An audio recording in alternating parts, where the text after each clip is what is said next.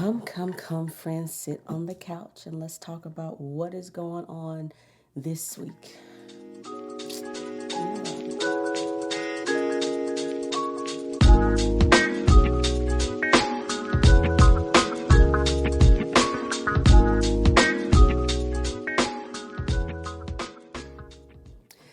Hey, everybody, welcome back to another episode of Couch Convos. This is episode 4.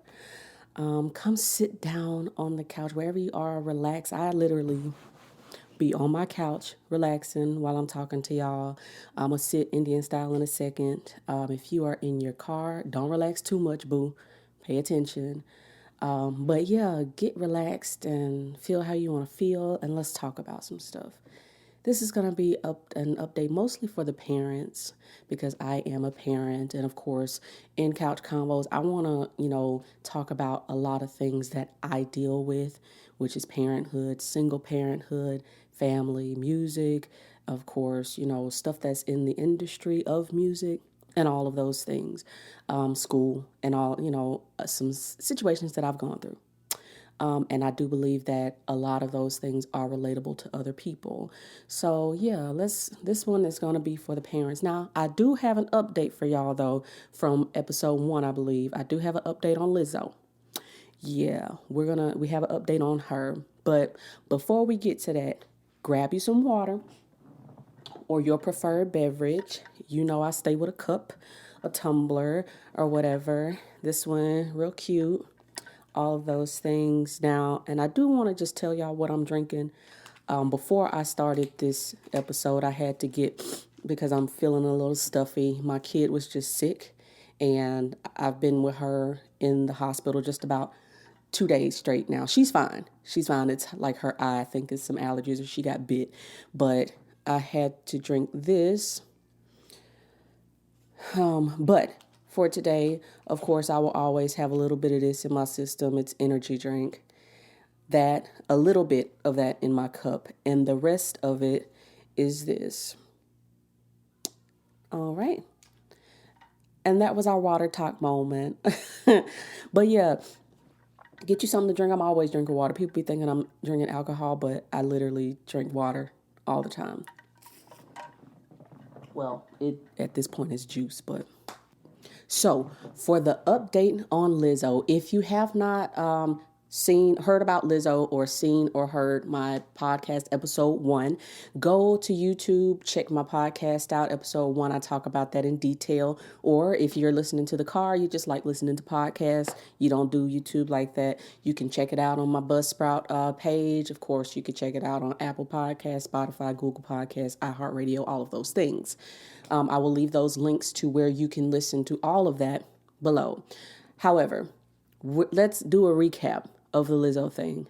So Lizzo was, there was a case filed on Lizzo in California for sexual harassment and body shaming.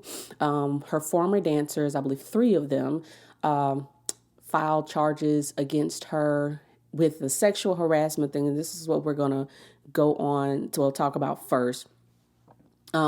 Most of them, they claimed, that she put them into some crazy ass instances where they felt sexually assaulted or they felt sexually harassed. They were put in situations where they were not comfortable. Paris, in one instance, she took them to a sex club, and she made them, touch on people, look at lewd things, lascivious, and all of those crazy interesting shit, because I would, but I'm not them. You know what I mean? I'm not them. That's not me. However, they felt uncomfortable. They filed charges against her. We're here.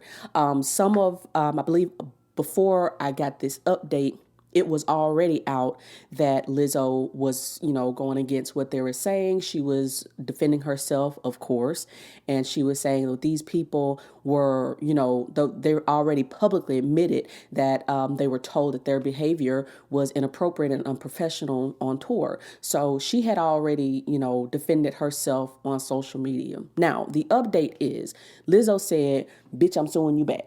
This is a gimme gotcha situation, you know what I mean? So she's countersuing the dancers for malicious prosecution behind the sexual harassment lawsuit. Note, she didn't say anything about the body shaming thing, but let's move on. We're going to get back to that because Lizzo, I got my eye on you, girl. So I'm going to, of course, right now, give you the facts first, and then we'll talk about what I think about it.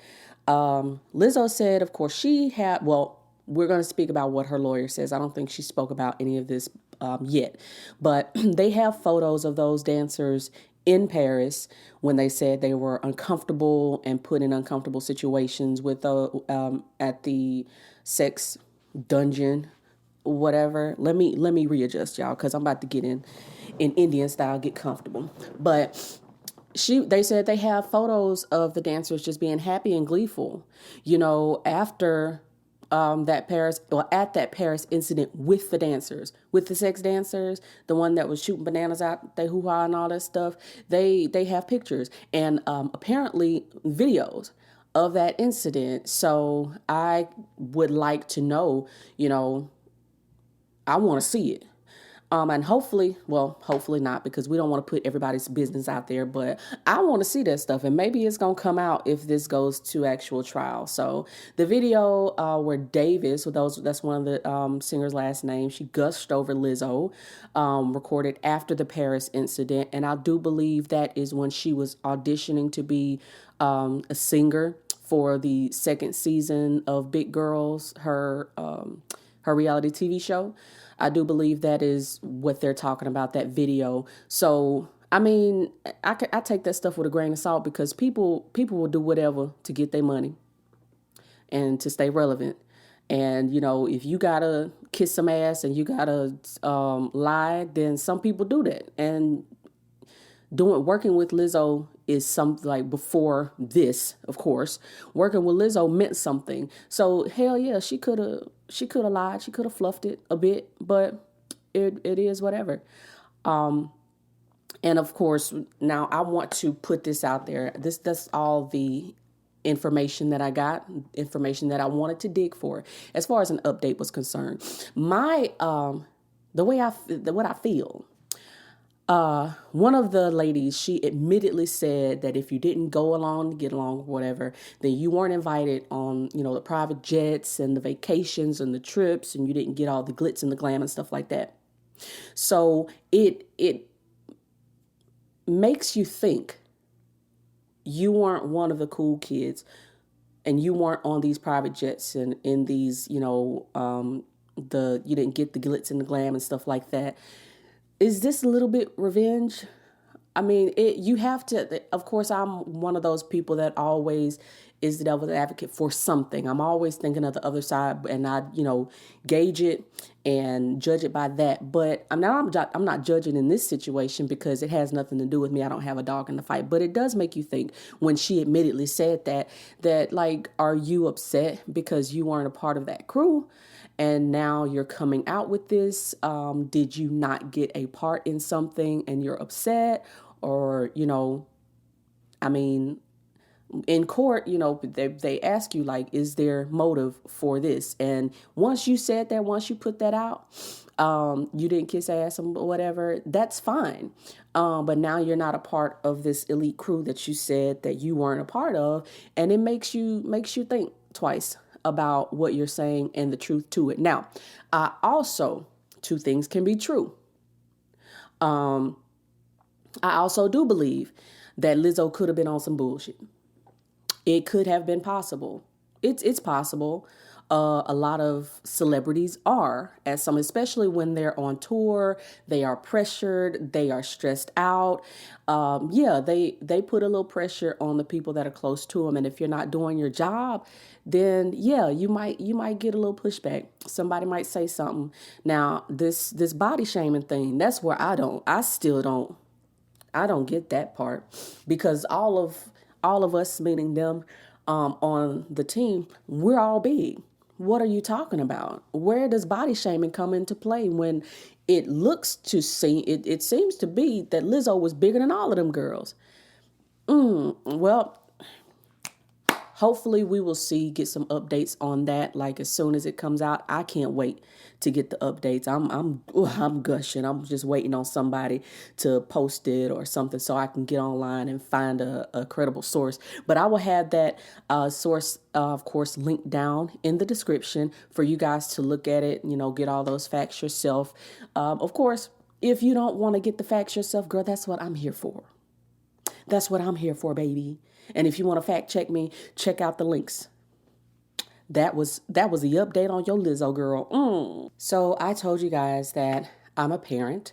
Of course, I have a 5-year-old, very vibrant, very charismatic, very talkative, a lot of things. If you're a parent, you already know what that is. And she's been sick. She just started kindergarten. And I'm not the parent that's crying. I want you to go. Get up out the house. I'm tired. You know what I mean?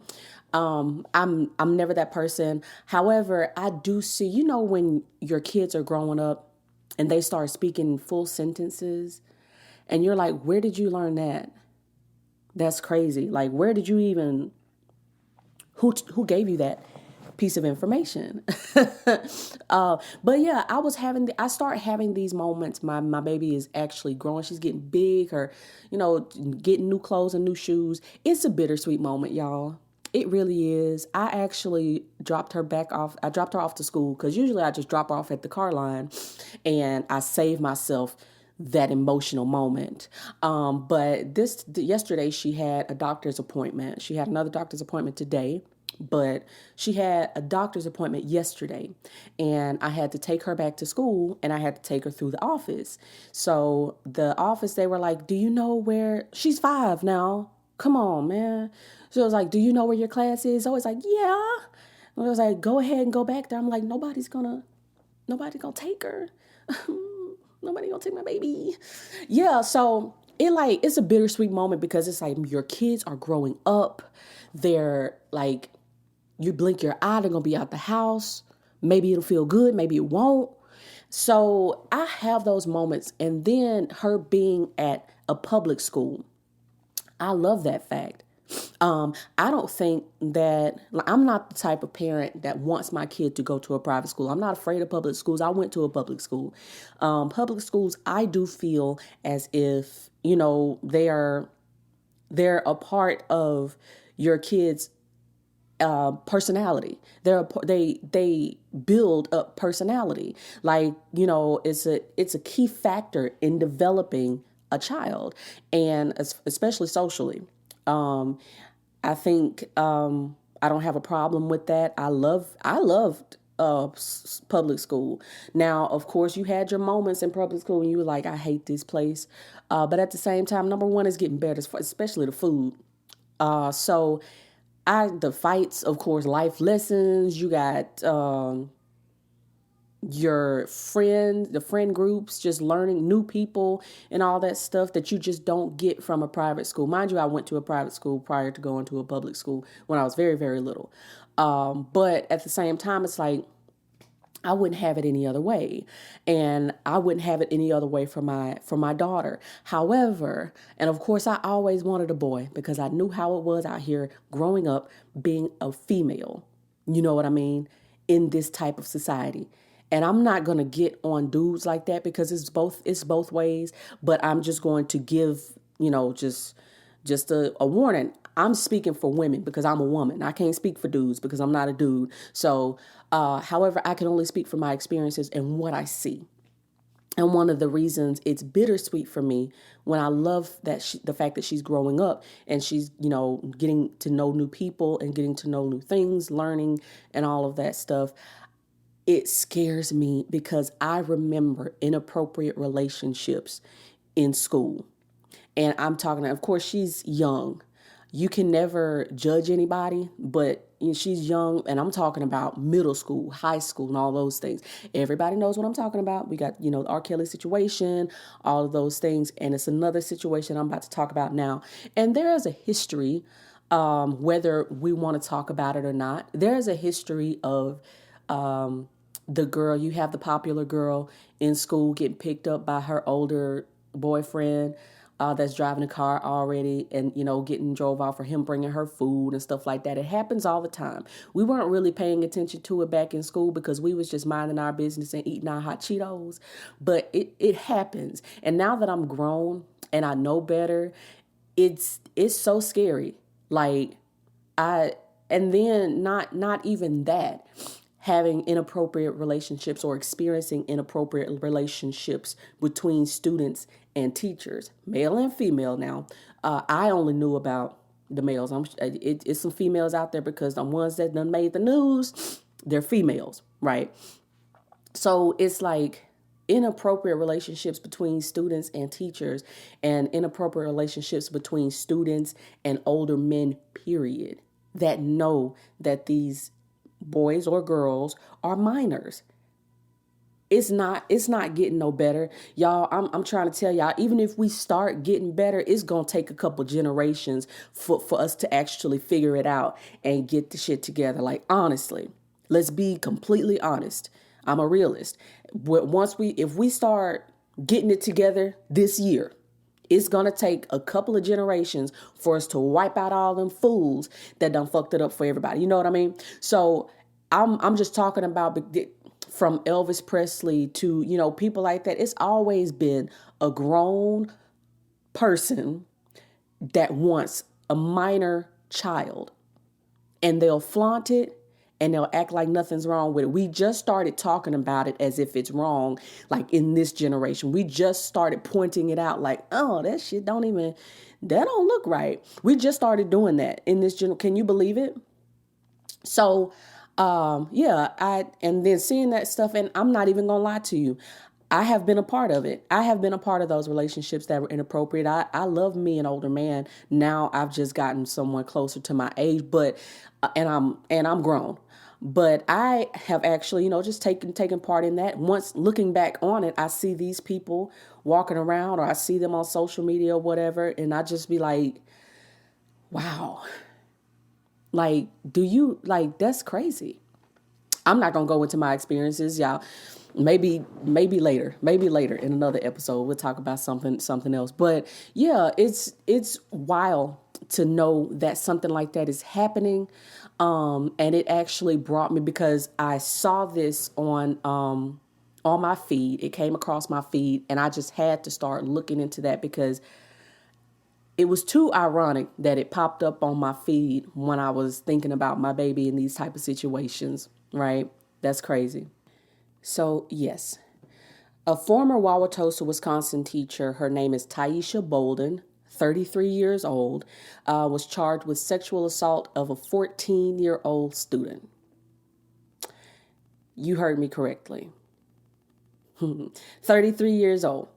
Woman of color, obviously, Tyesha Bolden, the 14-year-old student. He was 13 years old at the time which they started. She became his teacher. And this was 2022 through 2023.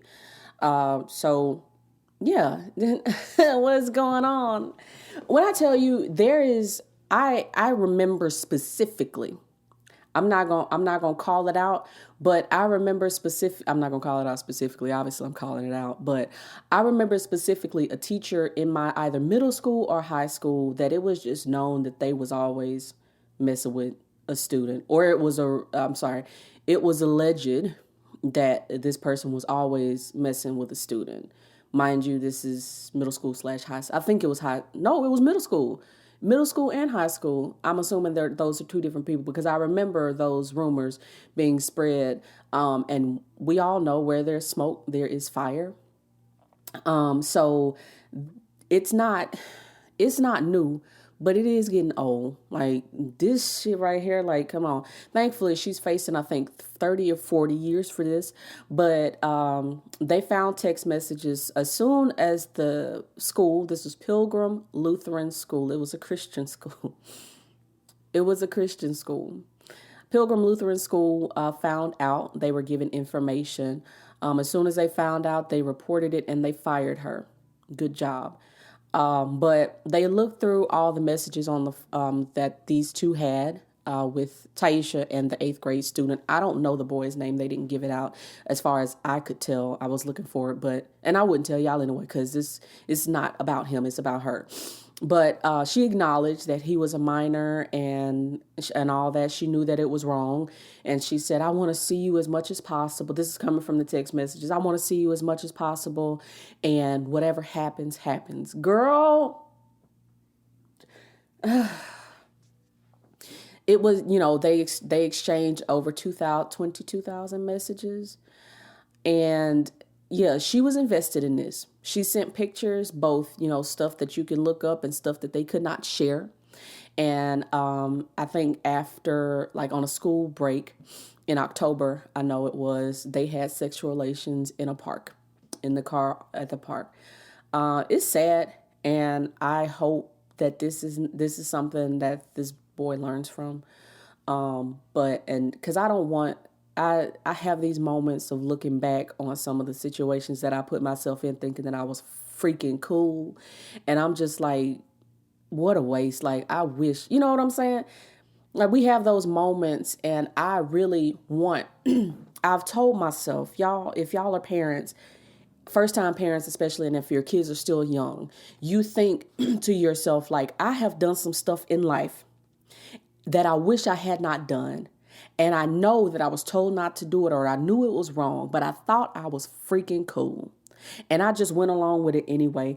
And I think, especially with the sex talk with your kids, the birds and the bees, it's like, when do you talk to your kids about it, and how honest do you get with them? Because I want my baby to know, I want her to know early, because people don't wait to take advantage of these kids. Like, they do not wait to take advantage of your kids. So at what point are we telling them, like, yo, this is how the world works for real. I'm going to need you to snap out of it and understand that people are going to prey on you because you look this way. People are going to prey on you because you are, you're pretty, or you're handsome, or you're very personable. Like, you don't meet a stranger. People are going to prey on you because of that. And I don't want to, but I do want to, because, you don't want to kill a child's innocence. Like, you don't really want to tell kids what's really going on out here in the world, because I want my baby to stay happy. So I have this tug of war. Of course, I'm not telling her now, but I have this tug of war in my mind of what age am I going to tell my baby, not about the birds and the bees, but about what's really going on out here in this world, so she can be prepared. And she could come tell me so I could raise smoke in the city. You feel me? But but no, for real, you have this stuff like this makes me think about that. And I hope that he doesn't, have these moments where he's just, this doesn't drive him into something that, just affects him for the rest of his life. She bought him, it says that, it was found that she bought him a pew pew for his 14th birthday. What? What happened to J-Bowls? What happened to the Air Forces? What happened to all of that? Like, a pew pew because he asked for it? And then that makes me wonder where this woman's mind is at. Are you okay? Is she going to claim, like, mental instability for this? Like, what is going on? That reminds me of a Law and Order episode. SVU, Olivia, get on the case. Like, for real. I'm sorry, y'all. My baby's trying to sneak up in the door. But like this, it makes you wonder, like, what really goes on in a woman's mind or a man's mind where they're like, a grown up, it just ain't gonna do it for me. I need that. Ew. Like, nah. And so these are the facts now. She of course, she's facing 40 years in prison. I just looked at that. And another fact is, the young man, the 14-year-old boy, he's the one that was giving the school this information. Also, he is the one that told them that the relationship ended when she would not buy him another gun. Facts. How I feel. I've already told you how I feel about one thing. Another thing, is that the reason, dude, that you told them all of the business? Is that the reason? Because she wouldn't buy you another pum pum and the relationship was over? I don't really have anything to say about this young man other than the fact that it's fishy that you went and told this information after she wouldn't buy you another gun for your birthday. Not another gun for your birthday, but another pum pum. Excuse me. Sorry. Another pum pum. But like I said, I'm always thinking of both sides and all those things. Come over here, girl, because you want some attention. Come on. Sorry, y'all. My kid came up in here bugging the mess out of me, but listen, I'm a parent. It is what it is. But I just wanted to, throw that out there. If you want, of course, if you don't want to go into detail and do homework and stuff like that, that's what I'm here for, baby. You can get an update whenever I give it. If not, the link to that story will be in the description, and you can find all that information there. But I wanted to get away from that because that was just so not positive, but it's needed. It's not positive, but baby, it's needed because somebody had to say something. Let's think about that stuff. Pay attention. But the last thing that I wanted to discuss before we get up out of here, because I want to end off on a positive note, of course, the 2023 Olympics, baby. Ooh, ain't it sweet? Ain't it lovely? Don't we look good out there? Don't we look good out there? And it's not just about America, of course, because we're out there representing America. When I say we, I mean we. We're out there representing America in a very good way. And not saying, we're taking back gold from a lot of countries. And of course, like some of it is Jamaica. They're black too. But the thing about it is, being black in America and going to win gold in the Olympics for America, letting America know we got this. If you ain't gonna treat me right nowhere else, you better give me my respect here. That's what we're proud of. And we like to see our black people out there winning, taking back what is theirs and stuff like that. And just showing folks that you tried it, Sha'Carri. Yeah, they tried it, baby girl. But listen, if we ain't gonna watch anything in the Olympics, we're gonna watch swimming. We're gonna watch swimming. We're gonna watch track and field. Baby, we're gonna watch some track and field. I love to see a man in a thong base. They don't be wearing thongs. I'm playing too much. But we love to see that type of stuff because we dominate in these areas. Gymnastics too. We're dominating in these areas, United States and black people. We are, and it's a good feeling of accomplishment. And we love to see black people winning. And if it's going to be Jamaicans against USA, I live in USA. I want to see us win. If USA don't win, Jamaica, y'all take it. Anybody black, but US females, we doing our damn thing. I think 1, 2, and 3, first, second, and third, the 100-meter hurdles, female and male runners. I believe there was a shot put female that actually made a record. Black shot put female. Her name is Raven Saunders. Yeah, she just broke the record. I cannot give you the numbers right now. It's so many numbers in my head at this point. And the male runners, the relays. Those boys, and there is a video that has gone viral of one of the, he was the last leg of the relay for the males, USA. And he was running so fast, the dude was about to break a record, and you could just see him look back. And it was as if it was unreal, the way that he kept his stride, was running so fast, looked back, saying, oh shit, ain't nobody here, let me phew. His name was Noah Lyles. That dude, and he was one of those ones, I believe that's the one that if you go back and look at the guy that's crying with the medal, that's him, that's Noah.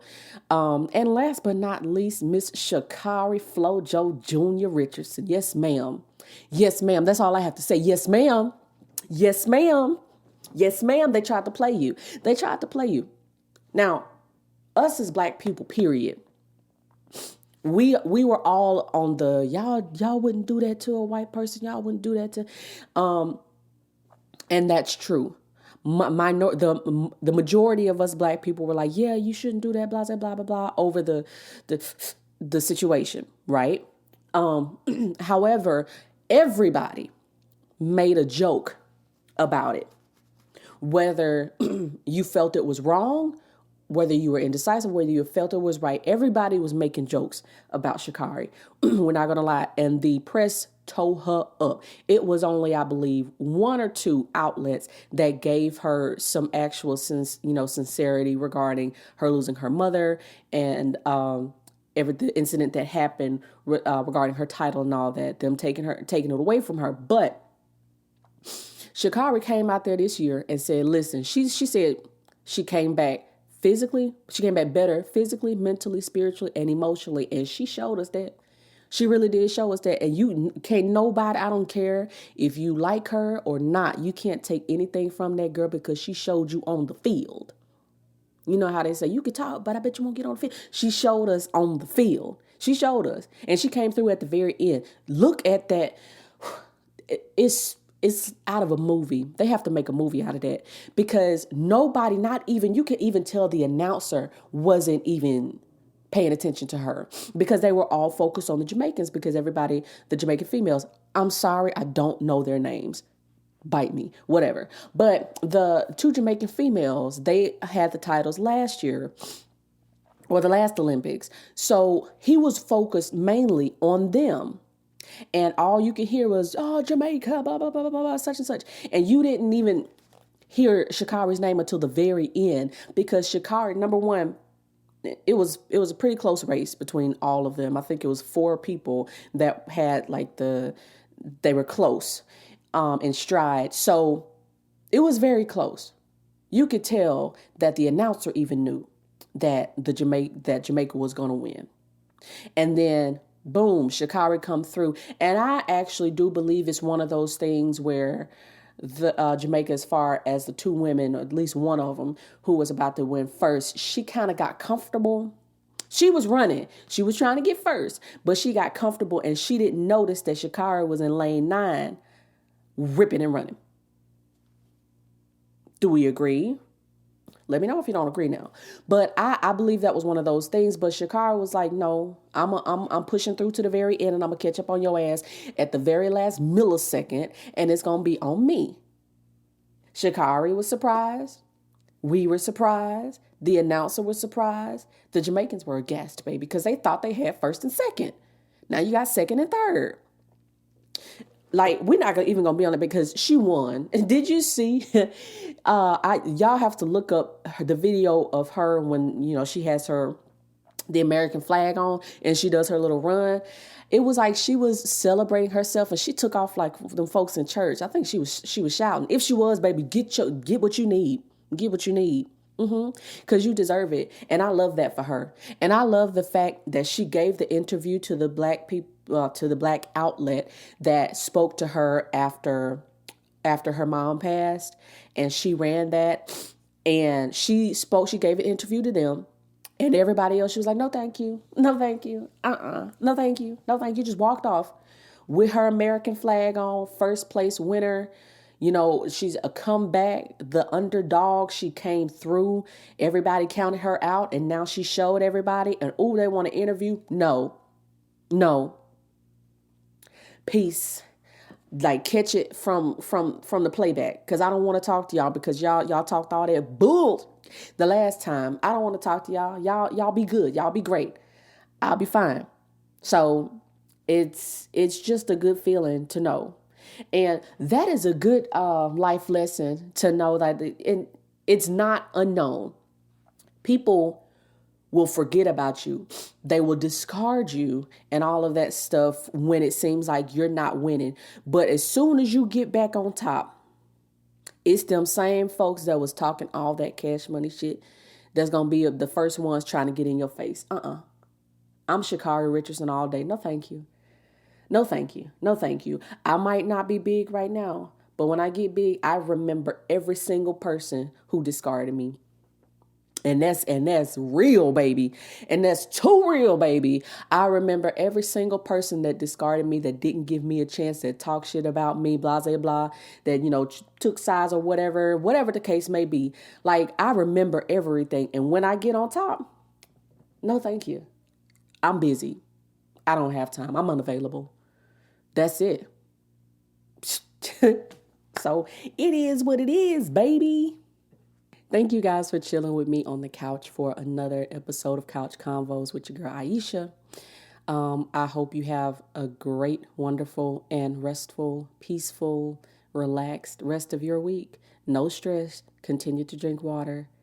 And I will see y'all next week. Now, if you are watching on YouTube and you want to, of course, listen on all those streaming platforms, you can listen on Apple Podcasts, Google Podcasts, iHeartRadio, Spotify, and all the rest of those things. You can definitely find the website that I'm on, and it will have links to every outlet, or you can just look on those outlets for Couch Convos with Eyeshia, and it'll have the couch and the little light, and you can listen to all of the previous episodes there. Now, if you're listening and you want to watch the podcast, of course, we are on YouTube.